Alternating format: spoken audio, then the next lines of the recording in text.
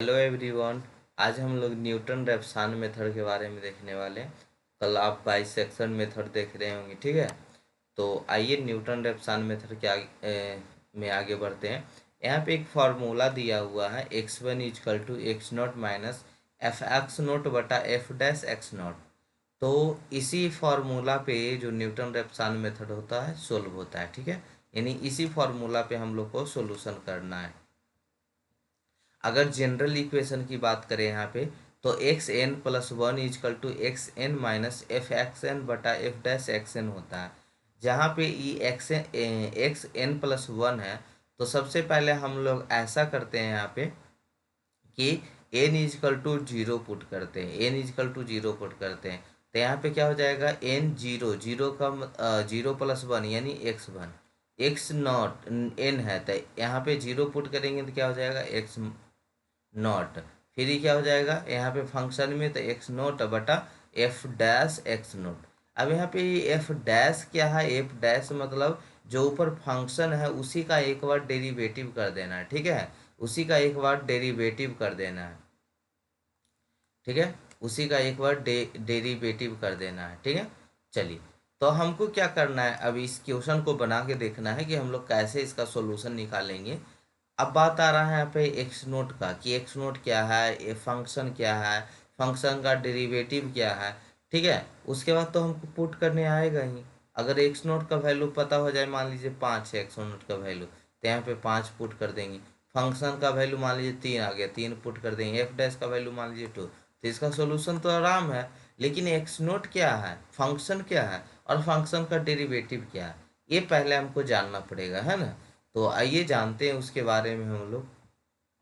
तो यहाँ पे जानने के लिए सबसे पहले एक क्वेश्चन लेते हैं कि find the Newton Raphson method a root of equation x cube minus three x minus five equal to zero, ठीक है। तो यहाँ पे सबसे पहले हम लोग ट्राई करते हैं। तो आप जीरो रखिएगा, वन रखिएगा, टू रखिएगा, थ्री रखिएगा, ठीक है। इस तरह से ट्राई करते आइएगा। तो हम जीरो वन टू नहीं रखें, क्योंकि वहाँ पे निगेटिव आ रहा था। तो हम डायरेक्ट टू रखते हैं, मतलब बनाते बनाते आपको भी प्रैक्टिस हो जाएगा। आपको पता चल जाएगा कि हाँ कितना पे निगेटिव पॉजिटिव आएगा। नहीं विश्वास है तो देखिए कैसे आपको पता चलेगा। मान लीजिए आपको ऐसे ही अंदाजे कीजिएगा, जीरो का क्यू, तो यहाँ तो जीरो हो जाएगा, ये हो जाएगा माइनस थ्री माइनस फाइव, मतलब माइनस में ही आ गया। फिर वन रखिए, इस इक्वेशन में देख रहे हैं, इस इक्वेशन में फिर वन पुट कर रहे हैं, तो वन का क्यू तो वन हो जाएगा, ये माइनस थ्री माइनस फाइव, ये भी माइनस में आया। अब टू पुट किए तो दो दूनी चार दूनी आठ हो जाएगा, तीन दूना छः, या माइनस फाइव, ये भी माइनस में ही आया। थ्री पुट करते हैं तो तीन तिया नौ तिया 27, और तीन तिया नौ, नौ पाँच 14, मतलब पॉजिटिव में आएगा, ठीक है। तो ऐसे करके पहला ही हम लोग खुद ही देख के इस तरह से माइंड में ही कैलकुलेशन कर लेते हैं। नहीं है ऐसा हो रहा है तो आप पुट कर लीजिए। जीरो का वैल्यू पहले पुट कीजिए, फिर वन का वैल्यू पुट कीजिए, उसी तरह से टू का वैल्यू पुट कीजिए, थ्री का वैल्यू। तो आप ट्रायल कर लीजिए। वैसे बनाते बनाते आपको हैबिट्स हो जाएगा। आप एक ही बार में बता दीजिएगा कि कौन निगेटिव होगा कौन पॉजिटिव होगा। तो आइए यहाँ पे क्या करते हैं हम लोग, टू को पहले पुट करते हैं। तो टू को पुट किए तो क्या आ गया, माइनस थ्री यानी निगेटिव वैल्यू। और थ्री पुट किए तो क्या आ गया, पॉजिटिव वैल्यू। तो यही तो हमको चाहिए होता है कि टू रखने पे निगेटिव और थ्री रखने पे पॉजिटिव, मतलब सॉरी, निगेटिव और पॉजिटिव मिल जाए, जोड़ा में निगेटिव पॉजिटिव मिल जाए। तो जोड़ा में तो निगेटिव पॉजिटिव मिल गया, तो मिल गया तो यही जो, अब सुनिएगा ध्यान से, अब ध्यान से सुनिएगा कि इस निगेटिव पॉजिटिव में हमको एक्स नोट का वैल्यू चाहिए ना है, एक्स नोट का वैल्यू चाहिए ना। तो इस निगेटिव पॉजिटिव में जीरो के करीब कौन है, इस निगेटिव पॉजिटिव में मतलब माइनस तेरह और तेरह में, माइनस तीन और तेरह में कौन जीरो के करीब है, जीरो के नज़दीक कौन है। तो ऑफ कोर्स यहाँ पे थ्री है, थ्री है जो जीरो के करीब है, ठीक है। तेरह, अच्छा निगेटिव पॉजिटिव नहीं देखना है, कोई फर्क भी नहीं पड़ेगा देखने पे। देखिए आप एक लाइन डायग्राम देखे होंगे, लाइन पे यहाँ पे होता है जीरो, ये होता है वन, ये होता है टू, ये होता है थ्री, ये होता है फोर, इस तरह से फाइव सिक्स, कहाँ तक, यहाँ तेरह तक है, तेरह तक, ठीक है। कहाँ तक, बीच में और है तेरह तक। इधर क्या हो जाएगा -1 -2 -3 यही ना। तो कौन जीरो के करीब है, कौन जीरो के करीब है, तो ये 3 वाला है, ठीक है। वो माइनस में रहे चाहे प्लस में रहे, करीब है कौन जीरो के, तो -3 करीब है, ठीक है। कंपेयर करवा रहे हैं ये 13 और 3 में, जो आपका यहाँ पे ट्राई करके जो आपका निगेटिव पॉजिटिव वैल्यू मिला था, ये -3 और 13 निगेटिव पॉजिटिव मिल गया, ये जीरो के करीब कौन है, तो ये -3 है, ठीक है। तो इसी का वैल्यू जो जीरो के करीब है, उसी का वैल्यू को हम लोग क्या बोलते हैं, उसी का वैल्यू को क्या बोलते हैं, एक्स नॉट बोलते हैं। उसी के वैल्यू को क्या बोलते हैं, एक्स नॉट बोलते हैं। तो एक्स नॉट इजकल टू कितना हो गया 2, एक्स नॉट इजकल टू हो गया 2। तो निगेटिव और यहाँ लिख दिए ताकि आप कभी बनाएं तो याद आ जाए कि पॉजिटिव और निगेटिव में जो जीरो के नियर होगा उसी को हम लोग एक्स नॉट मानेंगे, ठीक है। तो यहाँ पे है f(x(n), यानी आप वहाँ पे देख रहे होंगे कि एक्स नॉट तो हो गया, अब हमको क्या चाहिए था, f(x(n) और f'(xn).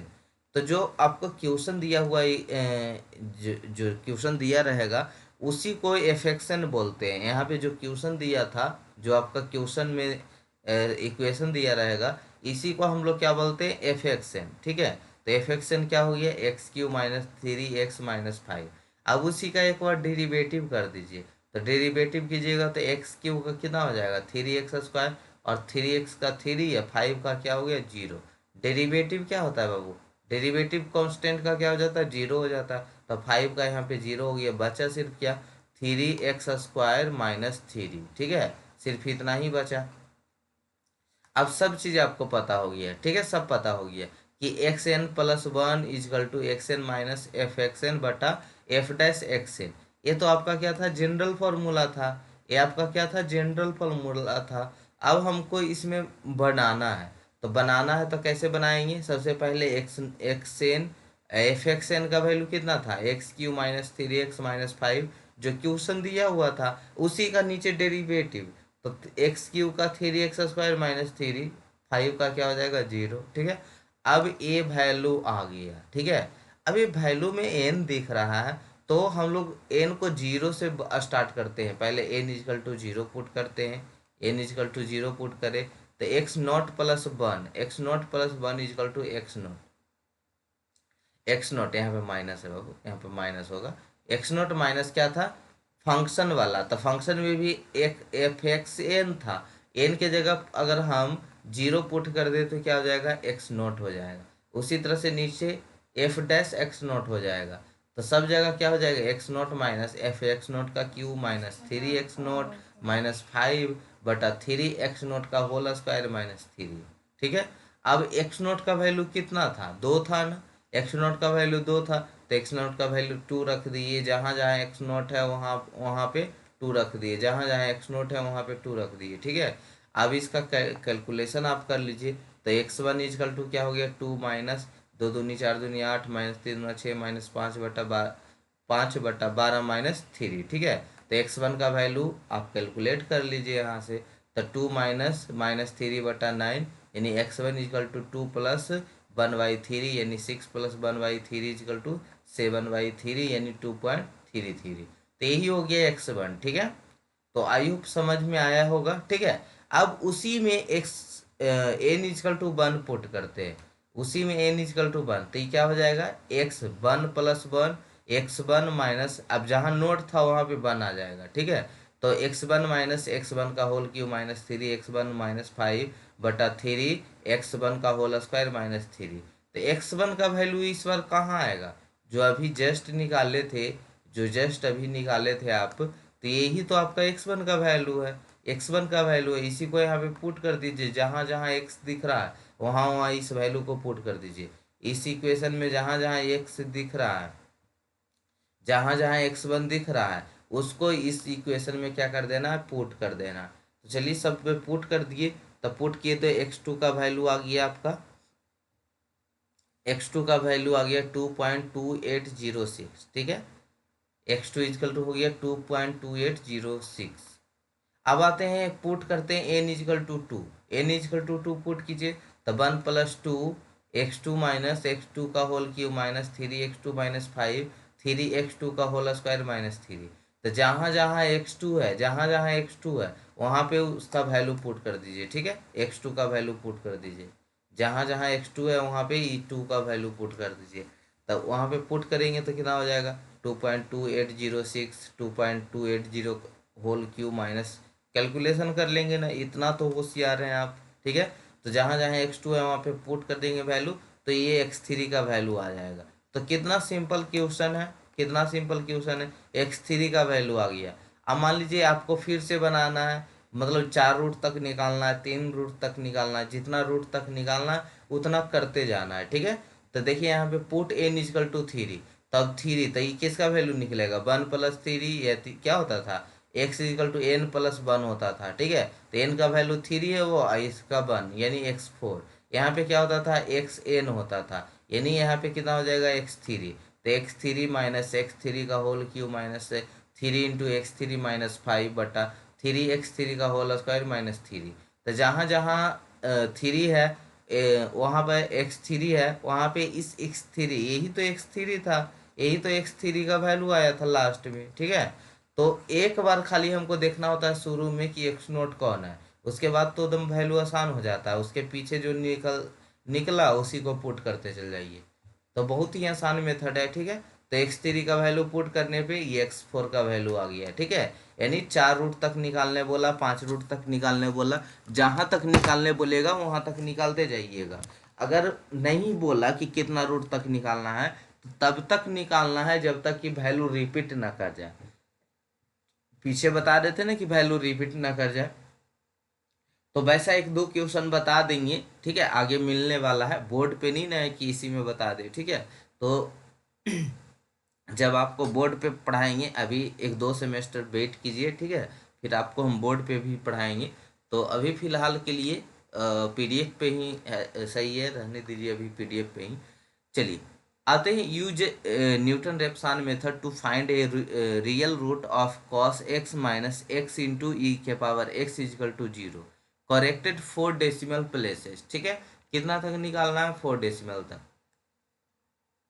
तो यहाँ पे हम क्वेश्चन उठा रहे हैं, use Newton Raphson method to find a real root of cos x minus x e के power x equal to 0, corrected to 4 decimal places, ठीक है। तो यहाँ जो फंक्शन दिया है आपका, फंक्शन कितना है cos x minus x into e के पावर एक्स, हम लोग पहले 0 पुट करते हैं। तो कॉस एक्स यानी कॉस 0 माइनस 0 इंटू ई के पावर 0, तो इसका कॉस 0 का वैल्यू कितना होता है 1, और 0 में किसी भी मल्टीप्लाई करेंगे तो 0 ही होगा, यानी आ गया वैल्यू पॉजिटिव, ठीक है। फिर पुट करते हैं 1, तो कॉस 1 का वैल्यू कितना होता है वो कैलसी पे पुट कर लीजिएगा, ठीक है। कॉस 1 माइनस 1 इंटू ई के पावर 1, ऐसा था ना, cos x minus x into e के पावर एक्स था, ठीक है। तो कॉस एक्स यानी एक्स का वैल्यू यहाँ पे 1 है, तो कॉस 1 माइनस 1 इंटू ई के पावर 1, उसका वैल्यू आ गया निगेटिव। तो देखिए मिल गया हमको निगेटिव पॉजिटिव, निगेटिव पॉजिटिव मिल गया, पहला पॉजिटिव मिला, दूसरा निगेटिव मिला, ठीक है। तो यहीं पे हम रुक जाएंगे, यहीं पे रुक जाएंगे।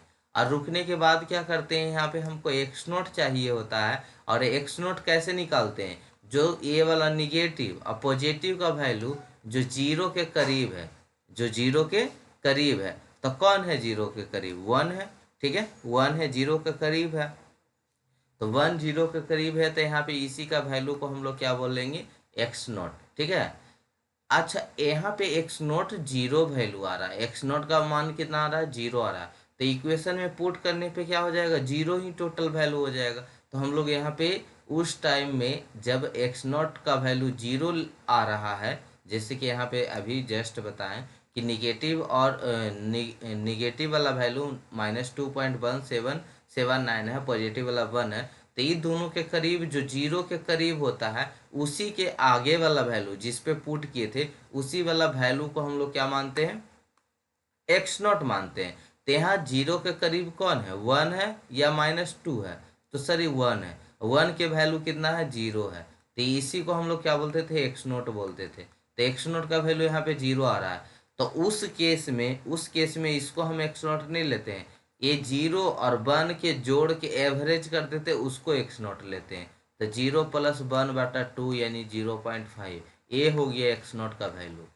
एक्स नॉट का वैल्यू तो क्लियर हुआ कि हम लोग एक्स नॉट का वैल्यू अगर 0 आए तो ये पहला वैल्यू है, जो दूसरा वैल्यू है, दोनों को जोड़ के एवरेज कर देंगे, उसको एक्स नॉट मानेंगे। ठीक है, चलिए उसके बाद क्या कर देते, फंक्शन का डैश, फंक्शन तो जो क्वेश्चन में दिया है वही फंक्शन रहेगा, उसका डैश। तो कॉस का क्या होता है, -sin x e⁻x